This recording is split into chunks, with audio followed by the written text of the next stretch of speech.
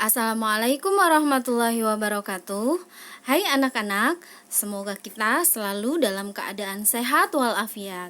Kali ini kita akan membahas mengenai bab jual beli KD 3.4, memahami ketentuan jual beli. Pengertian dan hukum jual beli. Jual beli berasal dari bahasa Arab al-bai', yaitu yang berarti tukar menukar barang. Sedangkan menurut istilah, jual beli adalah tukar menukar suatu barang dengan barang lain atau uang disertai ijab kabul dengan syarat dan rukun tertentu. Hukum melakukan jual beli adalah mubah atau boleh. Akan tetapi akan menjadi wajib apabila jual beli adalah satu-satunya jalan untuk bertahan hidup. Firman Allah Subhanahu wa taala, A'udzubillahi minasyaitonirrajim. Bismillahirrahmanirrahim. Wa ahallallahu al-bai'a wa harramar riba. Yang artinya Allah menghalalkan jual beli dan mengharamkan riba. Quran surat Al-Baqarah ayat 275. Selanjutnya, syarat jual beli.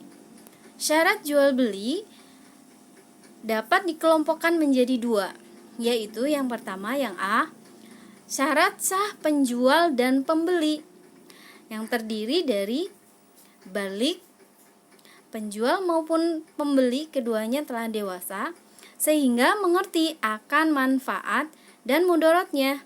Namun untuk jual beli yang tergolong ringan seperti jajanan sehari-hari yang dilakukan oleh anak-anak boleh saja untuk mendidik dan melatih mereka sejak kecil. Yang kedua, berakal sehat. Jual beli yang dilakukan oleh orang gila atau orang bodoh yang tidak mengerti hitungan tidak sah sebab dikhawatirkan terjadi penipuan. Yang ketiga, tidak mubazir atau pemborosan. Orang pemborosan tidak sah jual beli sebab ia tidak mampu mengatur keuangan sehingga dikhawatirkan akan ada penyesalan. Yang keempat, kehendak sendiri. Dalam jual beli tidak boleh ada unsur keterpaksaan. Semuanya harus dilakukan atas dasar suka sama suka. Yang B, syarat sah barang yang dijual belikan, yaitu yang pertama suci.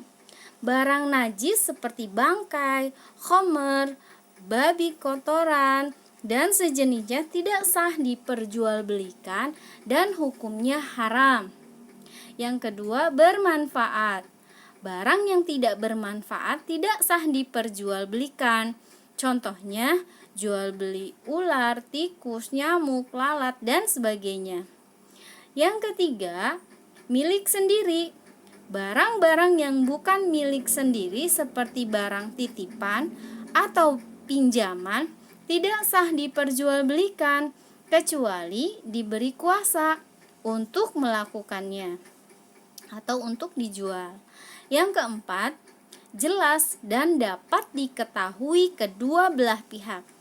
Penjual harus memperlihatkan barang yang akan dijual kepada pembeli secara jelas, baik ukuran, timbangan, jenis, sifat, maupun harganya. Bahkan, jika ada yang cacat, harus diberitahukan kepada pembeli. Tidak sah jual beli yang belum diketahui secara jelas.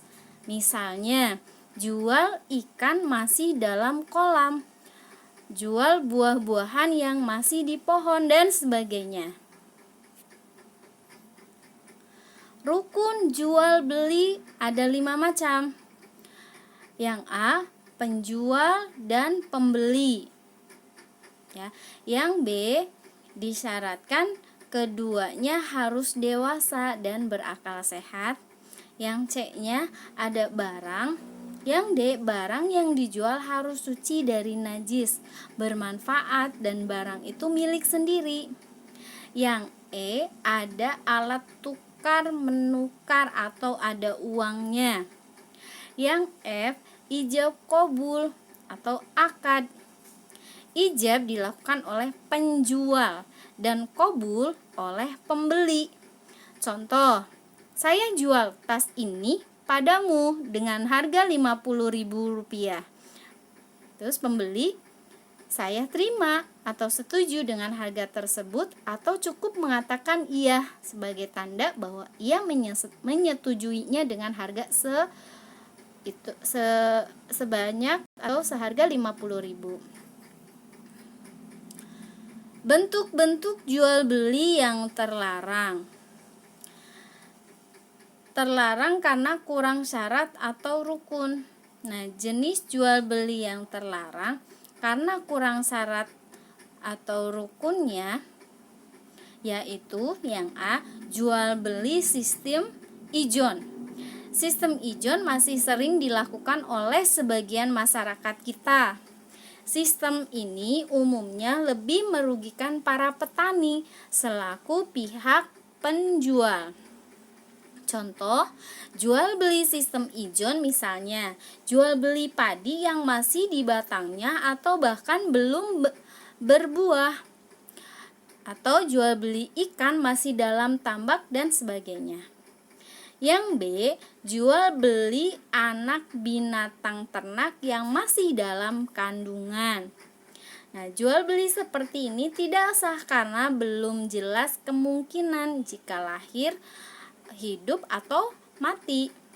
Yang C, jual beli sperma binatang. Hal ini tidak sah karena belum dapat diketahui kadarnya. Adapun meminjamkan binatang jantan untuk dikawinkan dengan binatang lain tanpa maksud jual beli, hal ini sah dan bahkan dianjurkan.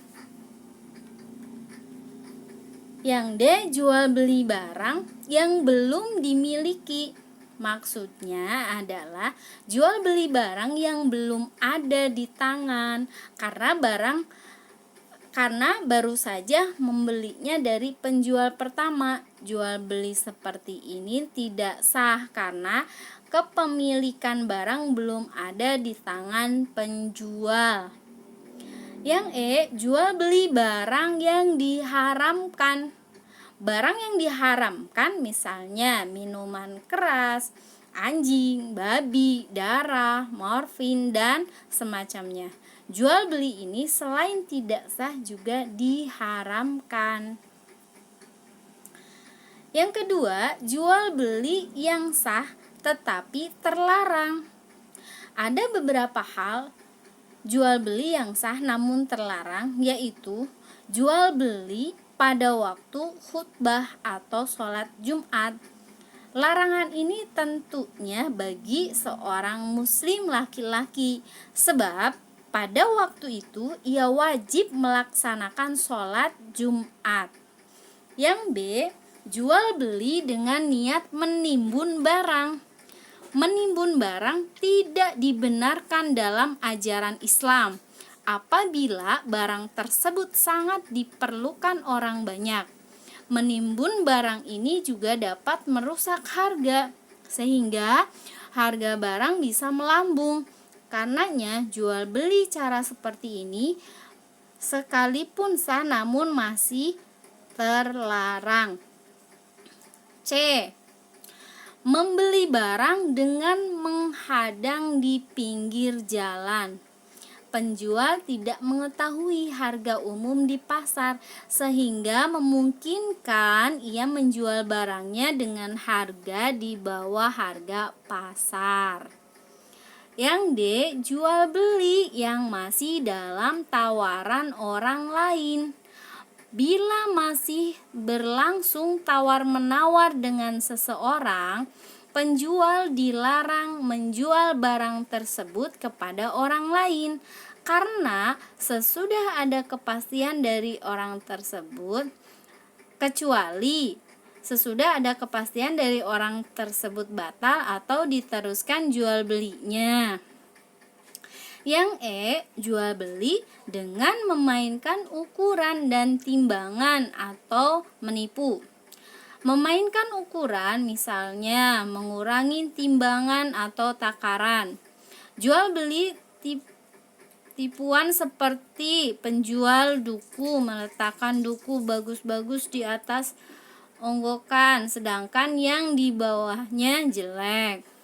Jual beli yang memainkan takaran dan tipuan seperti ini adalah terlarang.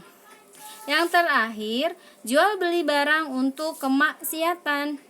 Berjual beli untuk kemaksiatan seperti perjudian, pencurian, dan sejenisnya adalah terlarang.